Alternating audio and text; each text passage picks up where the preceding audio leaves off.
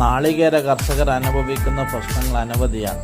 വിലത്തകർച്ചയ്ക്ക് പുറമെ തെങ്ങിൽ നിന്ന് തേങ്ങ താഴെയിടാനും തേങ്ങ മടൽ വേർതിരിച്ച് ഉരിച്ച് കിട്ടാനും പിന്നീട് ഉണക്കി കൊപ്രയാക്കാനും ഒക്കെയുള്ള തൊഴിലാളികളെ കിട്ടാത്ത പ്രശ്നം ധാരാളമുണ്ട്.